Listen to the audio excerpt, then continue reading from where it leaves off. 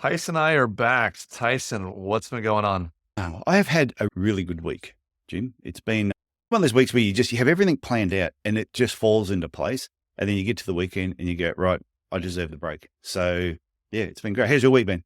A little chaotic, not going to lie. Combination of work, Zoom school with my first grader, but obla-di, obla-da, life goes on. Have my health, have a great family, so no worries about that. It's wintertime in Canada. I'm excited to have things start warming up, but at the same time, excited to talk today a little bit about patient surveys with you. I think that's a really important topic and something that's knowing what your patients want. You can think they want one thing, but until you ask them, you really don't know what they want. So how would you just lay out the groundwork for us as far as what we're going to talk about today?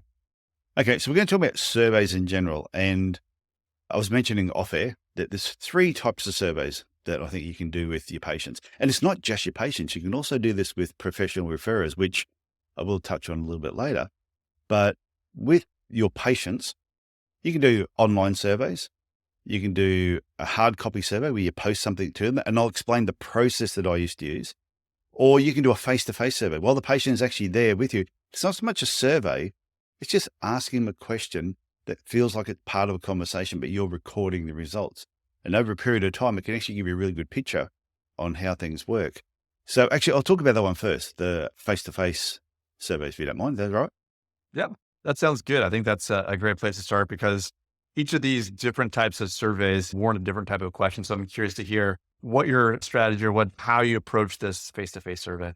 Okay, so it could be either the podiatrist could do this or the receptionist could do this. And it wasn't at any particular time, but we'd say with all our patients coming through, we want a couple of basic questions answered.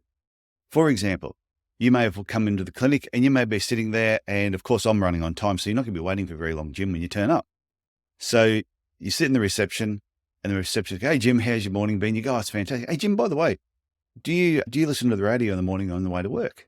And your response would be, No, more of a podcast guy, but occasionally a little bit of classic rock. So some Shom 97.7. okay, so yeah, and that'd be the next question. Oh, so what radio station do you listen to on your way to work? And if you said, "Oh no, I'm more of a podcast person," the next week, "Oh, okay. If you did listen to the radio, what station would you listen to?" Simple question. Now to you, it's just conversation. But for us, because we used to do a lot of radio advertising, we needed to know especially when our best patients are coming in, what station do our best patients listen to and when are they listening to it? So you might find that you might listen to a podcast in the morning to get yourself fired up, but in the afternoon when you've had a long day, if you've gone into the office and you might be driving home, you're thinking, I really don't need any more information going in my head. I want some talk back show. I want some loud music. I just want something to get me going. So over a period of time, by asking this question, we would find out a lot of information about our best patients, what they listen to and when they listen to it. We did the same thing because we advertised on TV at the time. What TV station you listen to. Now, going back 10 years ago, before streaming really took off over here in Australia, you would get a definitive answer. I watch these shows. Now it would be so spread out. It would be a lot more difficult to actually do. You would have just asked your patients questions in general, wouldn't you? Yeah, no, for sure. It makes sense when you have them in your waiting room or in the room, just like a low pressure question that actually provides a lot of valuable information for your practice. So I think that's definitely a great place to start off. Imagine asking a simple question like, "Hey, Jim, what's your favorite coffee shop in Cairns?" Now, I've already identified that you are my ideal patient. We've spoken about that before. Jim is my ideal patient. He's in that age bracket. He's got money. And I know Jim knows a lot of other gyms. So I go, "Jim, what's your favorite coffee shop?" Yep. So like mine is Cafe Neve in Montreal here. I think the same thing plays. I used to do this with running shoe stores, honestly. Yeah. Yeah. So if they tell me their favorite coffee shop, I go, "Hey, Jim, what's your favorite restaurant in Cairns?" Thinking of going out for dinner on a Saturday night. And you go, "Oh, I love this." Now, if all of a sudden you start surveying all your gyms and you realize, wow, 25% of my gyms go to the same coffee shop. 25% of my gyms go to the same restaurant. Then you start getting a picture of where your gyms hang out. So I might just call my new ideal patient gyms. I don't know. But I'm a bit of a pain in the ass sometimes, Tyson. I'm not sure. I'm not the ideal these days. But what it does, it starts giving you information that if you wanted to do a competition, if you wanted to sponsor cups of coffee, which is something I talk about in my marketing workshops, then okay, if I'm going to sponsor cups of coffee, then I should sponsor them at that coffee shop because I know 25% of my ideal patients go to that coffee shop. And if they're there, then all the other people are there potentially could be patients as well. So that's the value of asking good questions like that. And they are really simple face-to-face questions you can do. Well, the receptionist could ask the question, the podiatrist could ask the question. And we ask these questions anyway. What you're going to do is just start taking note of it. I think you're totally right. I think you're building your kind of patient persona or your kind of customer persona by asking those types of demographic questions in a very honest and authentic way.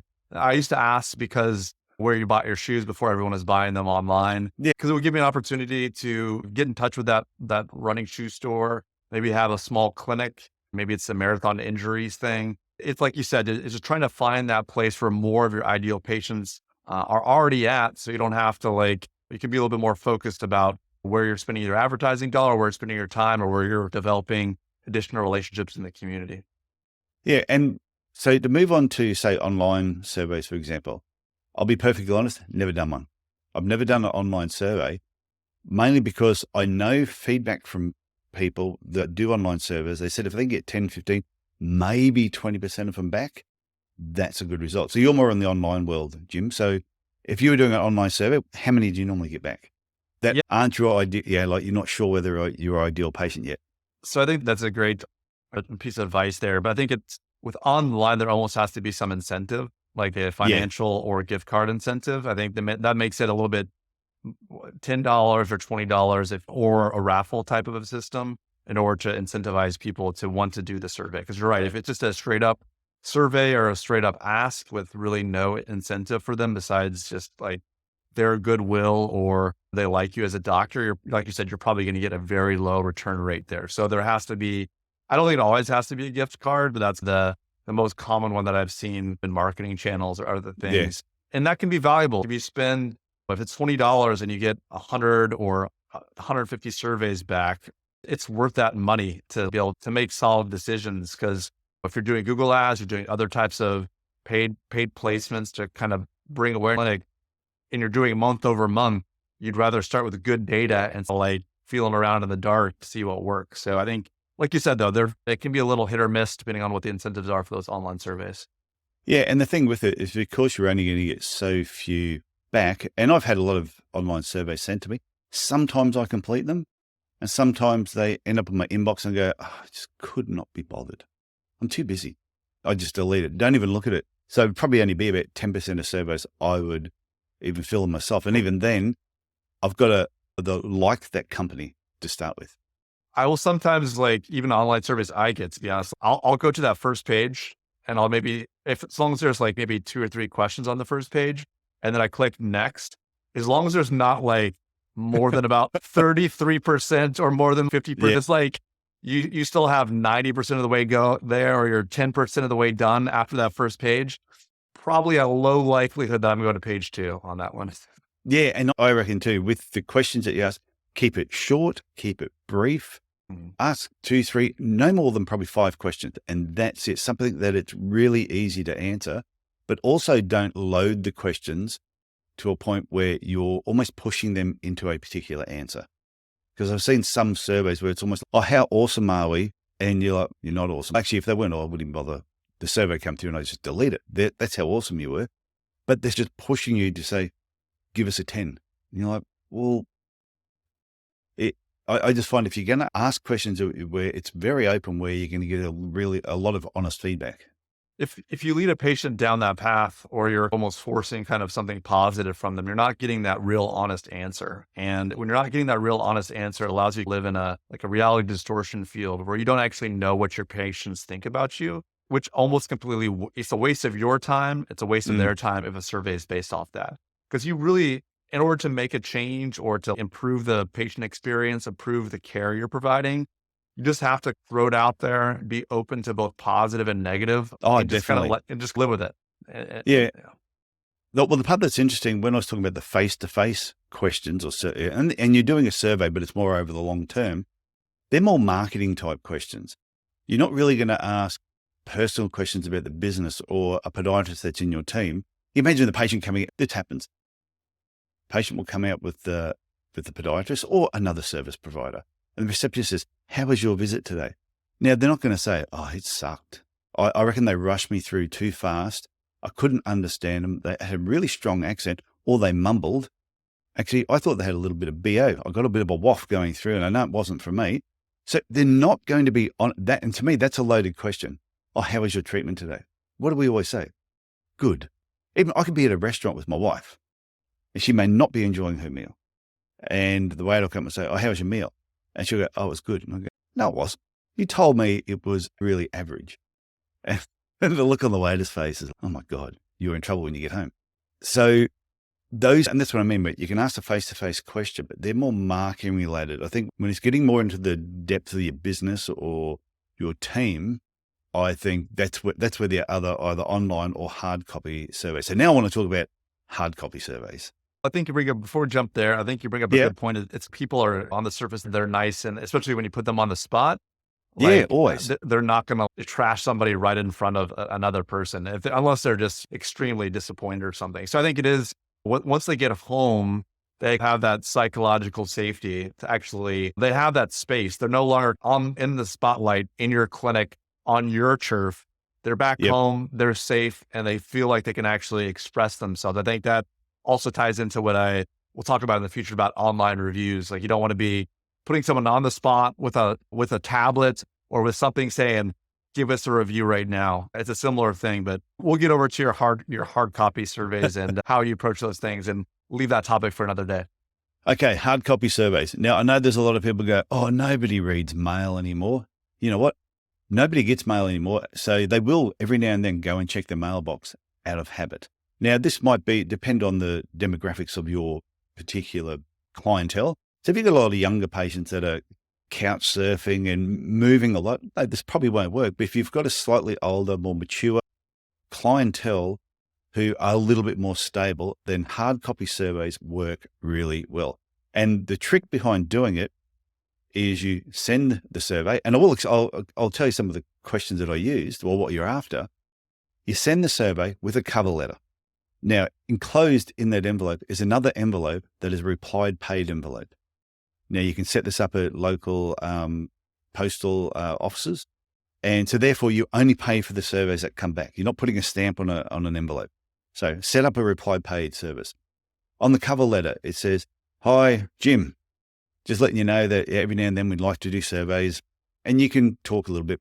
Enclosed, you'll find a $2 scratchy, which is like an instant win lotto card, to thank you for completing the survey enclosed. As you'll find, there's also an envelope enclosed for you to post a survey back when it's convenient. We used to get over 90% of our surveys back every single time because we've already thanked them. We've given them a card, and we put a little PS. By the way, if you win $25,000 and you feel guilty, feel free to give half of it to us. Or we just write some smart little comment, handwritten, on the bottom of it. And the amount of surveys we would get back that have little comments on the bottom, I won $20 and I'm keeping it all, it was funny. So we would ask simple questions like, did you find the staff friendly and helpful when making your appointment? Yes, no, or details. This is really what we're up to. But the important part of when we were doing these surveys, we would do them at different times. Majority of the time we did a lot of these surveys were when we had a new podiatrist start with us. And the reason we did it then is because we wanted to know, is that podiatrist communicating with the patient well? So we would put some fluffy questions in. Did you find our staff friendly? Of course, they're always friendly. Unless it was a bad day. But the biggest question would be around, during your consultation, did the podiatrist explain your condition in a manner that was easy to understand? That was the big one. And it was surprising how many patients would just tick yes, and some of the other questions. But when I got to that part, would actually write details. Yeah, it's and a if little they bit more did say clearly, what was that? Sorry, go ahead. I was just saying it's a pretty probing question. So it's often, and if there is a problem, it's going to surface it.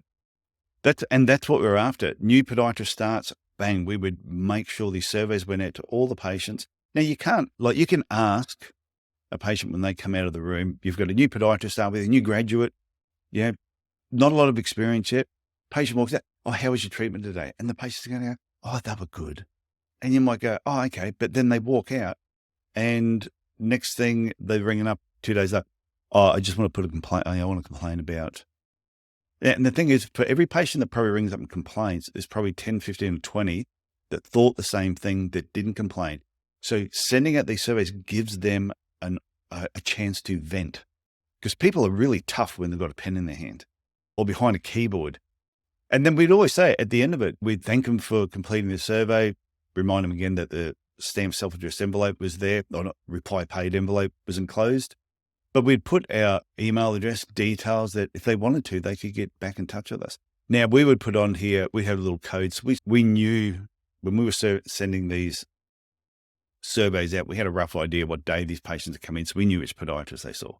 But that was why we did it. But you could do it at any time on really asking varied questions. I do have a copy of one of the surveys, which I'm going to put in the show notes, which was an actual survey that I used in my own practice that I'll put in the show notes, and people can download it and play around with it. And they can, if they want to go, this is crap, they don't have to use it. Doesn't bother me. I'm just telling you what we did and what actually worked. They can take your turd and they can polish it a little bit and polish my turd. To a gemstone. Oh, they reckon that you put sprinkles on the turd. You can put sprinkles on a turd and it's still a turd.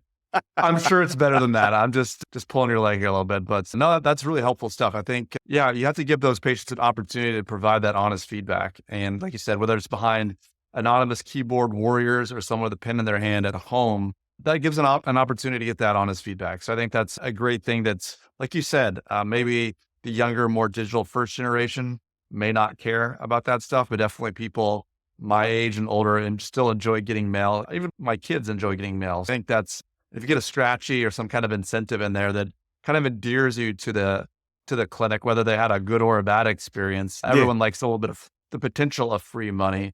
So maybe that encourages them to fill that out and provide a little bit more information, because 90%, it's a pretty great return rate. Yeah, I went and got a massage 6 or 8 weeks ago. There was a chiropractor that I know, had a sports masseuse there. So I went and saw him. Guy, really nice guy. Was really happy with the massage, really happy with the advice that he gave me as well, and some exercise. It was good. But I'm saying to him, do you want to book back in? No, you just go and see how that goes and get back in touch with us. And I'm just shaking my head. And so anyway, so we're at a dinner leading up to Christmas. And while we're having dinner, the chiropractor that owned the business was there. I said, hey, how you doing? I haven't seen him for ages. I said, actually, I was in your business. And I told him who I saw. He goes, yeah, we had to let him go. I went, oh, why is that? Oh, it just didn't matter. We just kept getting complaints. And I said, let me guess. People wanting to book back in, and he's telling them just to, oh, no, just see how it goes. He goes, yeah. We kept telling him, book him back in, but he just wouldn't do it. So if they'd sent me a survey and said, how did you find the treatment? I would have gone, great. If there's anything else you'd like to say, yeah, I would have loved to have just been booked back in, because if I don't, I'm not going to do it. But, and when we were talking about like hard copy and online, I check our mailbox. We've got a PO box that I check once a week, maybe once every 2 weeks, depends on what I'm doing. We'll check the mail outside every couple of days to go and check it. So I enjoy getting mail, and I'm sure I am somebody's target market somewhere. Like you mentioned there, I think when you're doing marketing or doing any kind of advertising, I think the thing that sometimes stops people is that you feel like they don't want to hear that, or I'm bothering someone. Like, it's one of the most common excuses I see. But when you're providing something valuable, like a survey, for example, you're giving an opportunity for them to provide feedback and improve not only their experience, but other future patients' experiences. Like, this is another form of providing value to them, but you're also raising awareness for your own services. And like you said, like if there'd been a survey or something that said, hey, like, I want to see this person more, he probably would have liked, the massage therapist probably would have liked to hear that, to get that feedback. So it's this kind of virtuous circle where, yeah, maybe it feels like, oh, I don't want to bother them, but really patients want to have a voice. And if they don't feel like they can do it inside of your clinic by providing this opportunity for them to voice that feedback in a way that is not only beneficial for them, but it's a win-win for you and for your clinic as well. It's a bit of a no-brainer in my mind, because it works on so many different levels, improving patient experience and giving them a chance to speak their voice. So. Yeah, the good part with it, sometimes patients wouldn't post them straight back. They would, the next time they came in for the visit, they would bring the survey back with them. And we would keep note, we'd put a little note, we knew who we sent the surveys to. And if we hadn't got one back from them, because we had a little code thing, so we knew who we were sending them to. If they hadn't sent it back, if you'd come back in and go, hey, Jim, how you doing? By the way, did you receive that survey that I sent? You went, oh, shit, you know what? I filled it in. It's sitting. If you get another one here, I'll just fill it in now. Majority of the time, the patients got the survey and they completed it. They just hadn't got around to posting it back. And that was probably only 10%. 90% always came back. I was going to talk about surveys to professional referrers, but looking at the time, knowing the time that we put on these episodes, I'm going to keep that one for another day. I think that's a good idea. I think we want to try to keep these in short, concentrated bits so people get some valuable stuff out of them. And if we have things that are a little bit longer, we can always expand in a future episode about referrals, surveys, and questionnaires. I really think that'll be a good one to book in this one down the road. Well, Tyson, thanks a lot for all that great information about surveys. Anything else you want to leave us with? No, just if you're not sure if you think surveys are going to work for you, just start asking simple questions first. Get your receptionist to ask simple questions, or you as the business owner, ask simple questions with your patients. You can ask the other podiatrists to do it, but tell you, they won't do it. If you're the business owner, you need to do it. And try doing some hard copy surveys, set them up the right way. Believe me, the response you get will be fantastic. You'll get a better response than you think. And if you go, no, I just want to do it online, then do it online. Just at least do something and start getting some feedback. So that's it from me. All right, we'll cut it there. Until next time, Tyson. Okay, talk to you later, Jim. Bye. Bye.